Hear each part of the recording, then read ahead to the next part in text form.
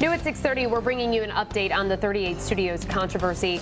Previously sealed documents in the case are now about to be made public. And joining me in studio is WPRI.com reporter Ted Nesi. So, Ted, first of all, what's been the reaction from political insiders since the judge's announcement on Friday that these documents were coming out? Shannon, I think it's safe to say the political class in Rhode Island is very much abuzz about what's going to be in these documents. You know, we don't know what's in the documents, of course, because they haven't been unsealed yet, but we do know who was spoken to for them. We know former Governor Don Kucheri was deposed, disgraced former House Speaker Gordon Fox. About 67 witnesses were spoken to, and so the thought is there could be the real story here about 38 Studios, and there could be details that some powerful people might not want public. Now, this isn't as easy as just taking the documents out and releasing them. There's a lot going on behind the scenes to bring these to the public, right? Yeah, I mean, for people at home to visualize it, we're talking about tens of thousands of documents. I talked to the clerk of courts today, Henry Kinch. He said 7 or 8 boxes. He'd been keeping them in a vault because they were sealed. He brought them up to his office. They're now cataloging them.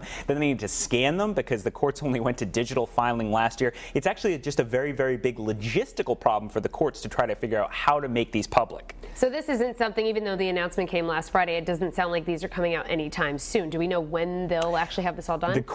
Somewhat to my surprise, the courts are actually kind of ambitious with the timeline. The judge said last week he hoped they'd be out within 10 days, and Henry Kinch, the clerk of courts, told me he thinks they can manage that, and they're just trying to figure out with their IT folks at the courts how they're going to make them public, if it's a website or hard disks or something like that. All right, certainly a lot of anticipation, though, for the release of those documents. All right, WPRI.com reporter Ted Nesi, thank you as always.